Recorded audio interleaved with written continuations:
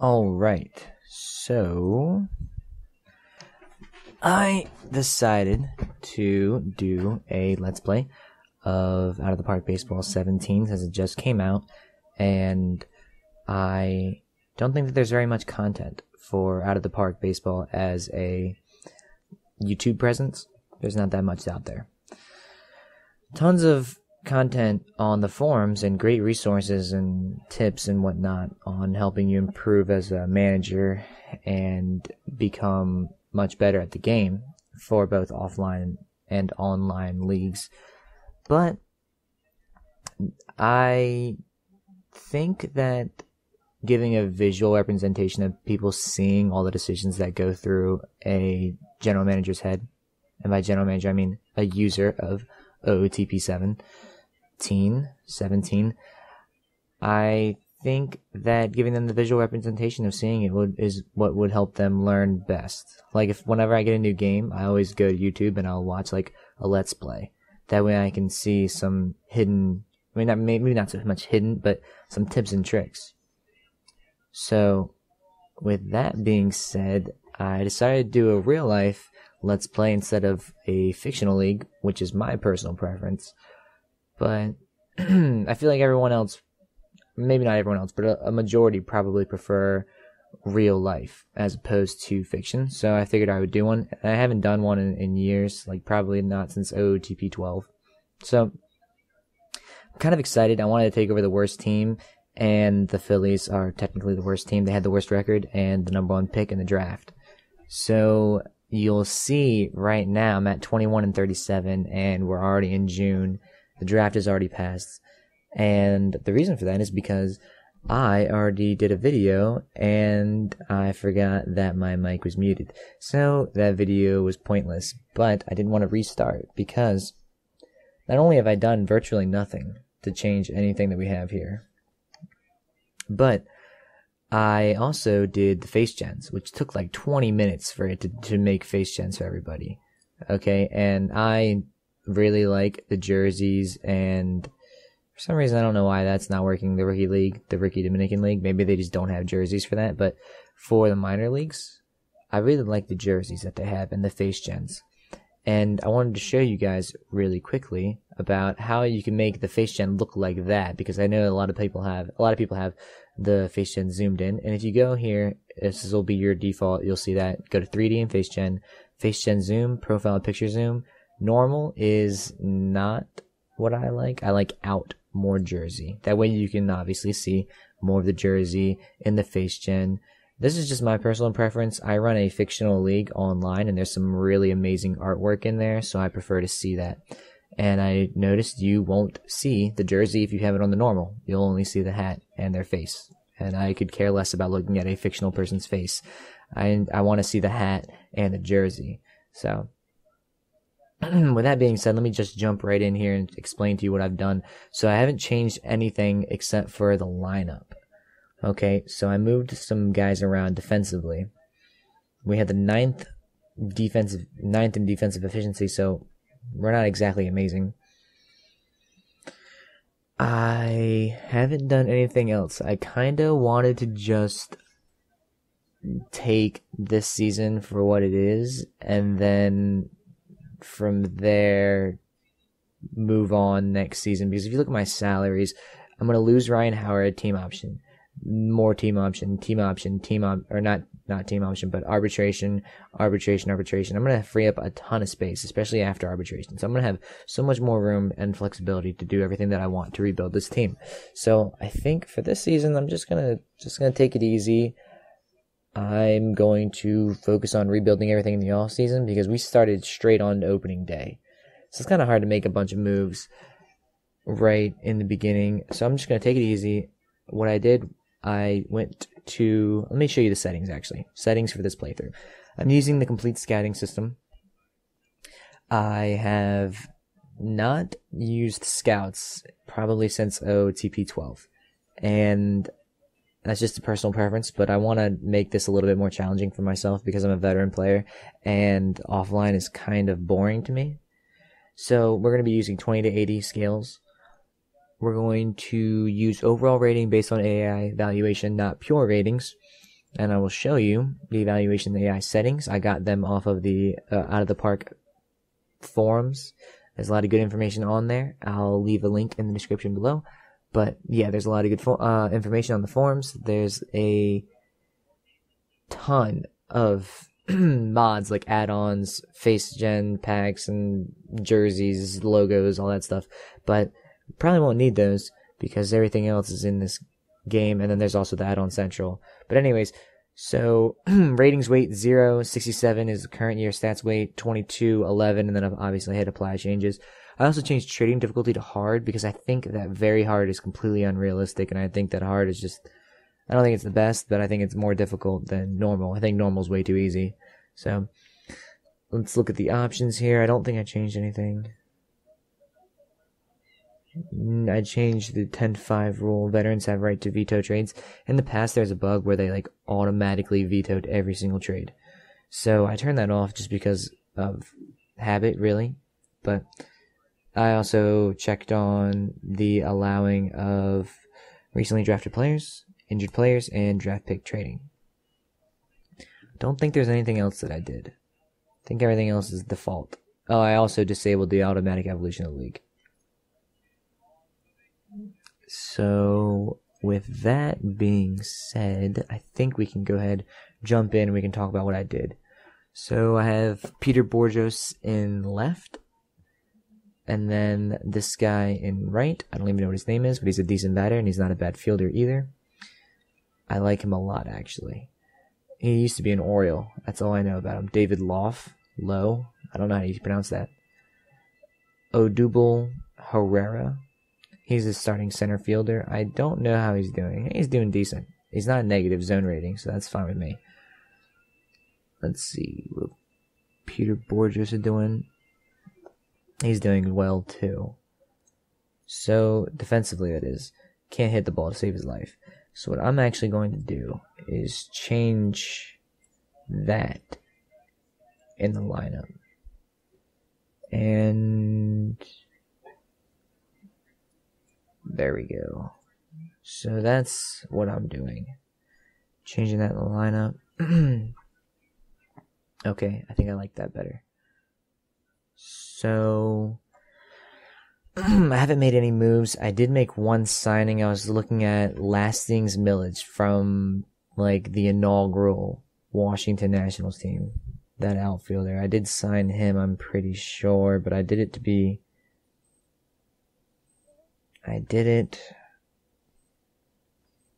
he is. I did it for him so that he could be my third or fourth outfielder, but I don't think that's going to happen because he can't freaking hit the ball. He's batting 171 in AAA. That's pretty bad. I mean, now he got demoted to AA because my autoplay settings, I had the computer AI manage my minor leagues.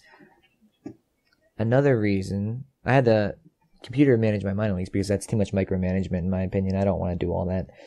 Also, the reason I'm not using the complete coaching system is because that's too much micromanagement, and I don't feel like doing all of that. So, owner goals are on. In last year's edition, I think that they used, they introduced owner goals, but I think that it was not functioning properly. They had some strange goals, and I don't think that it worked right. Like, if it said sign somebody from, say I was playing as the Dodgers, and it said sign somebody from LA, I would do that, and then it wouldn't register, so it would say that I failed the goal, and that was frustrating. So I'm going to leave owner goals on for now and see if it's better in this playthrough, but I'm not sure if it is. And what I've been doing is just clicking the next day advance and going from there, and you can see the results up here, but I don't like that. I think it's too small, so I'm switching over to the schedule so that you can see. I really just want to get through with the season, but I don't like letting it just autoplay because of what injuries and whatnot. So as you can see, injuries are kind of racking up. So I'm just going to let that go, I think. they're pretty short. Like 1 week for everybody, 2 weeks for the backup catcher.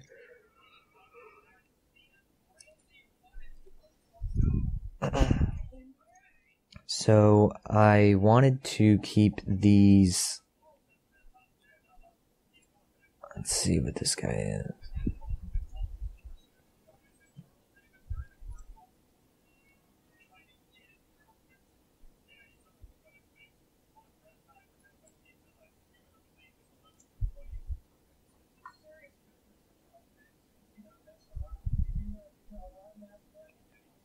Jean-Mar Gomez.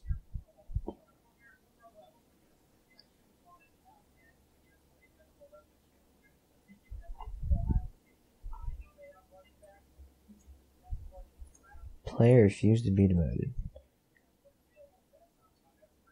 I'll just cut you. Whatever.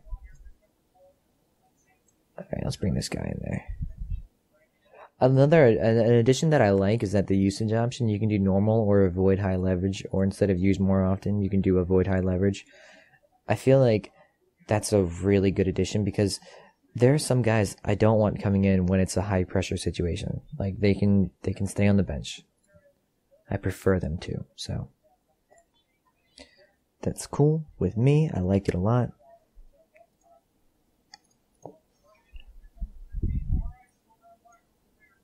I forgot I do have draftees to. Okay, whatever. Everyone else is fine. And the goal, the expectations by the owner was to stay around 500. That's not happening. Unless by around 500 he means 400. Because this team's not very good. But I don't plan on doing much rebuilding until the off season. It's not that they're that bad. Stuff to work with, definitely. It's just not ideal. So I'm just going to get through this first season and then see what I can do. I want to be a playoff contender next season, but we'll see. Also, with the scouts, since I've never used scouts before, I have no idea what it's going to be like. So what I did was I put the scouting budget at 24 million and the baseline is 8, so that means that I maxed out my scouting budget. I don't know what any of this means, but I put like 27%, 26, 22, and 25. I have no idea what the best scouting percentages are, but that's just what I did. I wanted to have a lot of amateur, then a good amount of minor league, and then I wanted major league scouting to be the lowest. Probably not a good idea, but that's just what I did. And I feel like that's a good amount for everybody. And by everybody, I mean every league. So, starting to win some games here. Pretty good.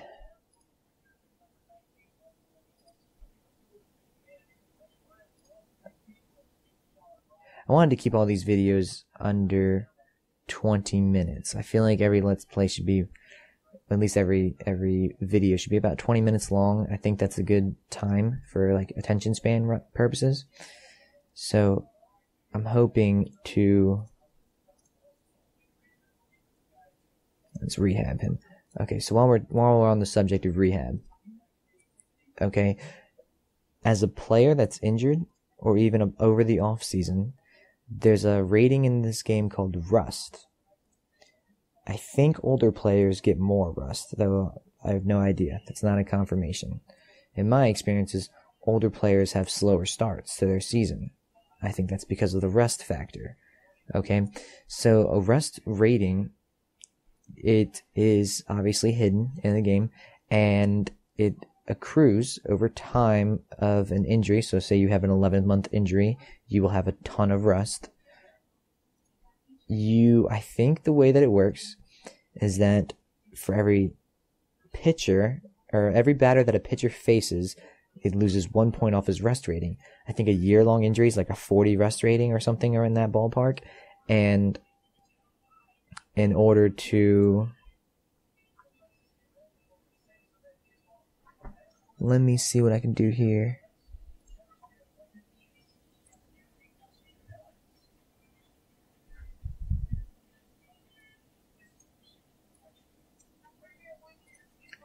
Okay. So I'm actually going to change this lineup real quick. Let me take a look at Aaron Arthur. I like him. I think I'm going to put him in left. Because Peter Borges is just not hitting the ball well. So, yeah, he's just not hitting the ball well. So let me put him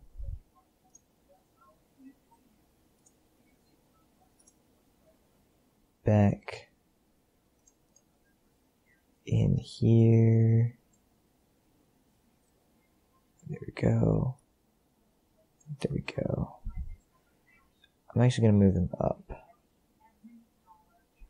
Move him up one more. We'll move him up again. So I think he's going to be a good batter.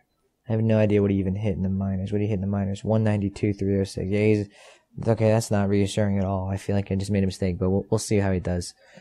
We'll see how he does.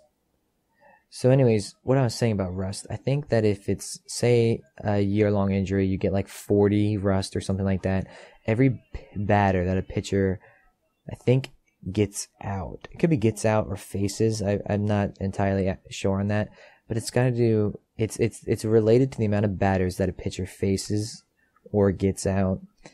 And,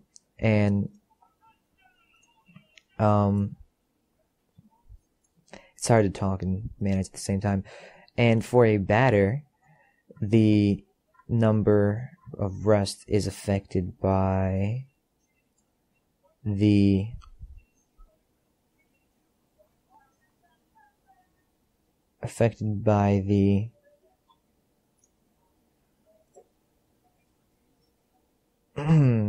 at-bats that a player has.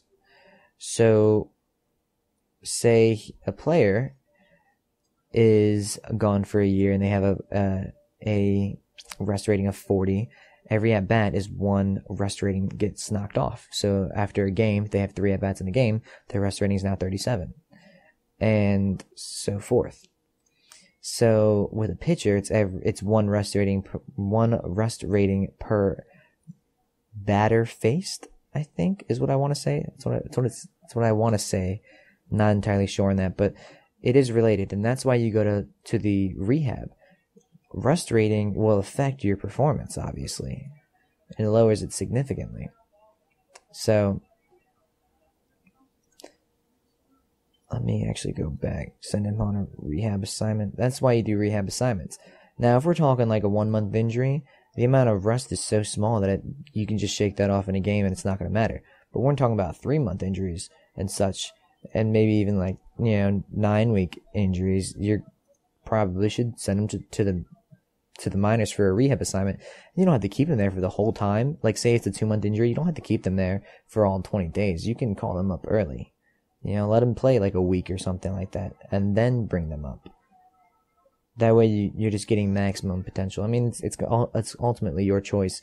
The rehab assignment isn't to prevent injury. The injury's done. The injury's healed. They won't get injured again because, they could get injured again, but it's not going to be because you didn't send them on a rehab assignment. The rehab assignment is purely for the rust rating.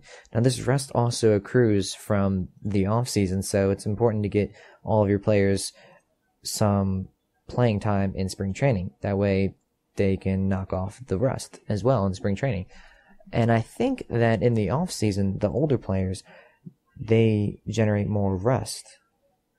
I think, because in my experiences, I've seen that older players get off to slower starts than the younger guys. So I have no idea.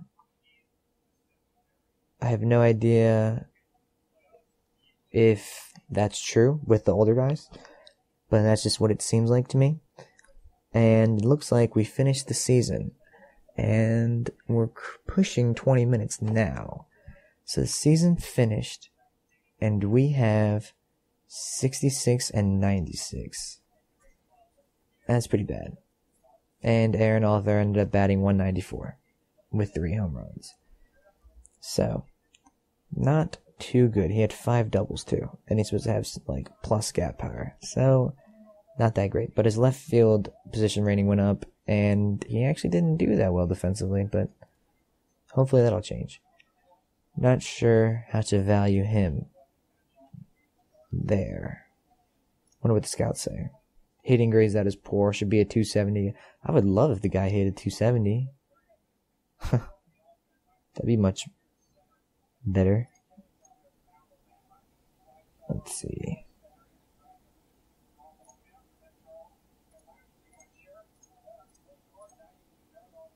See, I wonder which is more accurate. I mean, I'm putting 24 million, and I'd like to think it was the most accurate. I'd like to think, anyways. I mean, who knows? So, alright.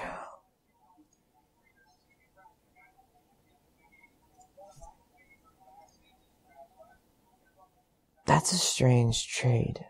I don't know why that they would. I mean, I would do it unless he's getting paid a ton. Is he getting paid a ton?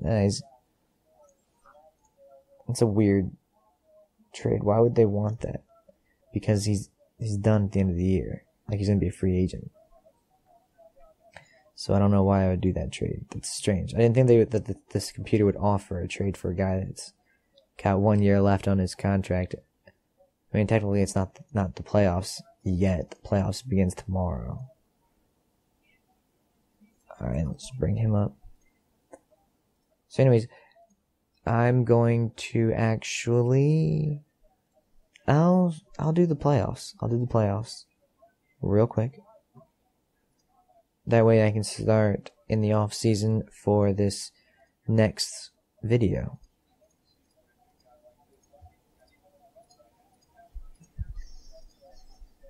So if we have Astros and Dodgers, I don't think that's too unrealistic. Astros have a good young team. And the Dodgers are the Dodgers. On paper, they're good. And this is just a crapshoot anyways. Your season score is your 16 out of 100. Very poor score.